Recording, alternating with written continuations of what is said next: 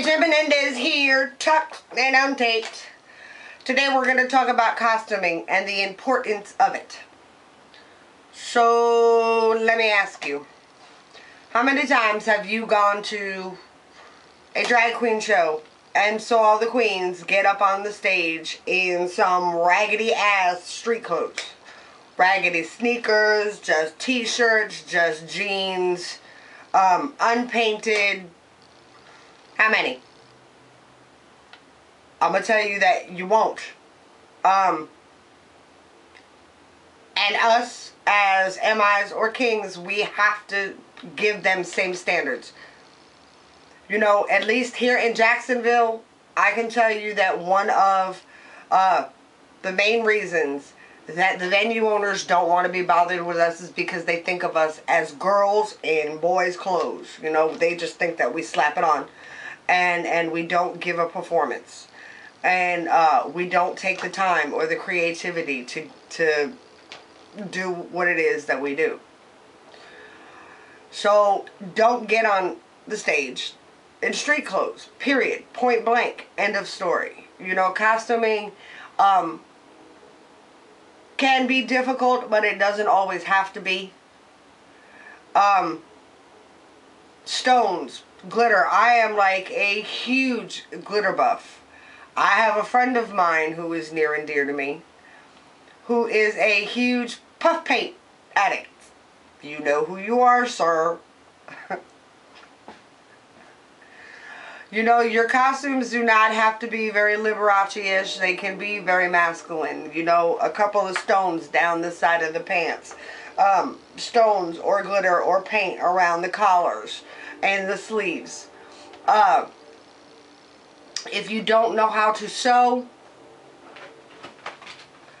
hot glue gun. Let it become one of your best friends. I don't sew, but I can probably put anything together with a hot glue gun. E6000. Perfect for stoning. If you put it on with E6000 and you wash it, it's not going to come off in the washing machine. The stones are pretty much going to be on there forever. But I can tell you, when you are stoning, use very, very little bits of it, because that's all you're going to need. Fabric paint. Now this fabric paint is glitter paint, because like I said, I'm a glitter buff. I can glitter just about anything and still make it look very, very masculine. But make sure that it is fabric paint, not the kind of acrylic paint that you get from like Hobby Lobby. You know, fabric paint, you can get this at Walmart, Joann's, Michael's.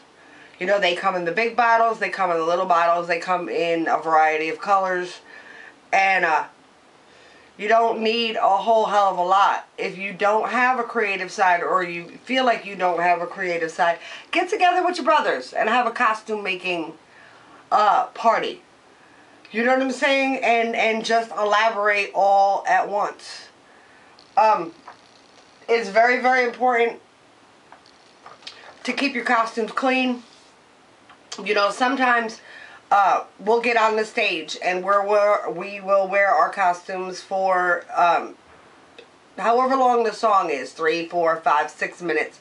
And then we go home and the costumes go in the closet. And we figure, well, we didn't wear them for that long, and that's okay. However, comma, I will tell you that it is definitely important to wash your costumes at least once a month, at least, or more often if you're a sweater, because the last thing you want to do is go up and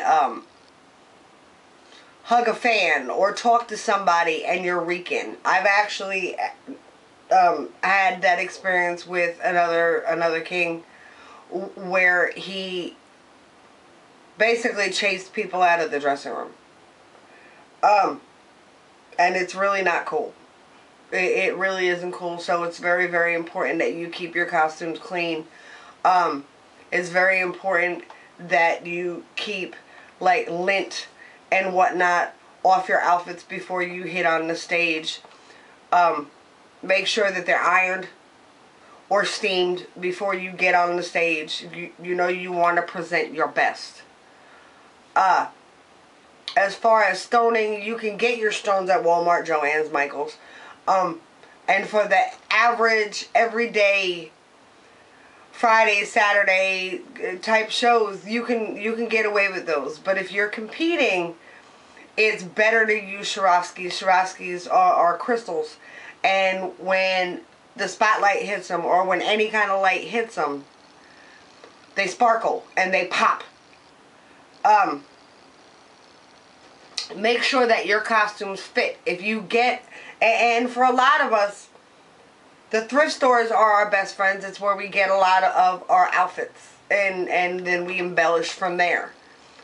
But it's very, very important that your outfits fit, because we're buying male clothes. We're not exactly built like males. Period, point blank, end of story. We're not. So if you have someone to tailor your outfits, especially when you are competing, you make sure that it fits in the shoulder. If you're wearing suits, your sleeves should come just above the knuckle. Your pants should fit absolutely positively just above the heel. If you're doing like a hip-hop number, the baggy clothes are fine. And even if you wear baggy clothes and a baggy hip-hop shirt, put some stones on it, put some glitter on it. Make it very, very un-street clothes-like. Make it pop. Make your audience see that you have put your heart and soul into your performance. You know, if you're wearing hats, you could always rim the hats with stones or with glitter or things of that nature. You know, make it something that is not street-like-ish at all. You don't want plain on the stage. Plain is bad. You know, you don't have to be all Liberace unless that's what you want to be. You know, have fun with it. And practice with it. And as you practice, you get better. I am not always the most creative, but like I said, I am not afraid to ask questions. Well, do you have any ideas? Well, what would you do with this? Etc. and so on. It is time consuming, but in the end, it is so much worth it. You just have to do what you have to do. You always have to give it your best. Because if you don't, people are not going to want to come back and see you. And the venues are not going to want you to come back and perform in their establishment.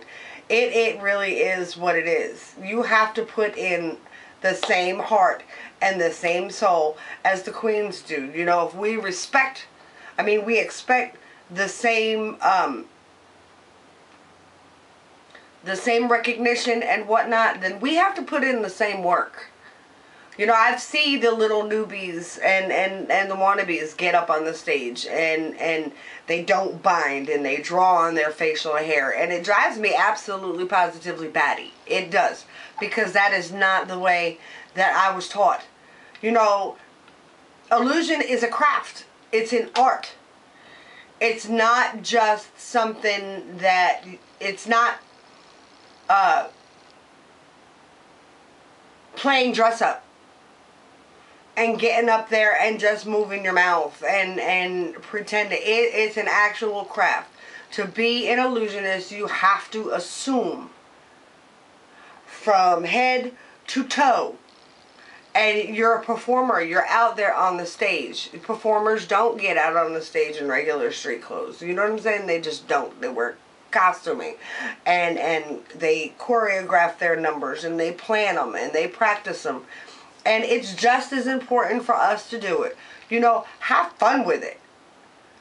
I have my crazy numbers where I actually have a jail suit. You know, or my bum numbers are a lot of fun. And then I have my dark side. You know, it really, really, really depends on what I want to do. But I've gotten to the point now where I have fun with it. And I do my damnedest to make sure that my costuming fits whatever it is I'm doing. If I'm doing a Latin number, I may have on an outfit that's got the Puerto Rican flag, stoned to bejesus. You know what I'm saying? If I'm doing a country number, I will have my hat glittered or stoned or something of that nature. Something that sets your outfit apart from the street clothes. Oh, that's the basics. If you have any questions, just holla at me. Peace.